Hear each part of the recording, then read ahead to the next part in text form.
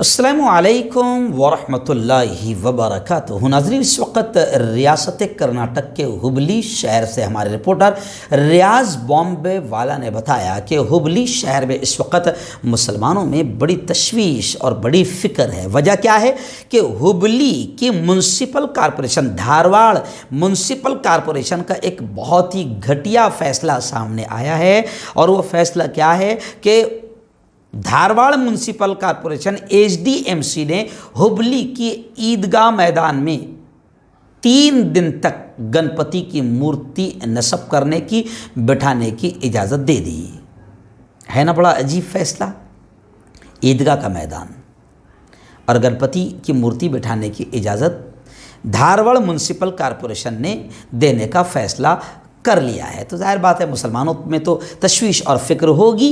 लेकिन आप जानते हैं कि कर्नाटक में लगातार नीच हरकतें हो रही है, नीच नाटक हो रही है। हिजाब का नीच नाटक भी वहीं से शुरू हुआ था, क्योंकि वहाँ पर भी बीजेपी की हुकूमत है और बीजेपी की हुकूमत जहाँ पर है वहाँ पर माहौल हर तरह से ख़राब किया जा रहा है, सिर्फ संघी और भगवा टोले को खुश करने के लिए।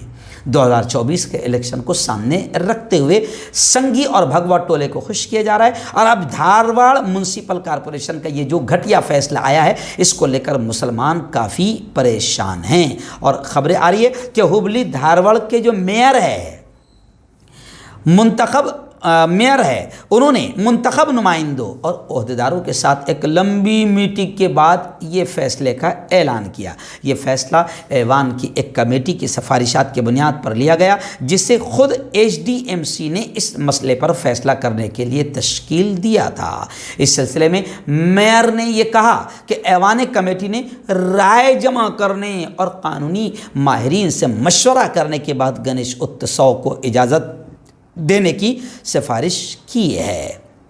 जाहिर बात है कि जब ये कहा जा रहा है कि ईदगाह का मैदान है हुबली की, अब वहाँ पर गणेश की मूर्ति नस्ब करने की इजाज़त दी गई है, तो यकीनन मुसलमानों के यूँ समझिए कि बहुत ही ज़्यादा जज्बात से खेलने का काम किया जा रहा है और मुसलमान काफ़ी नाराज़ हैं।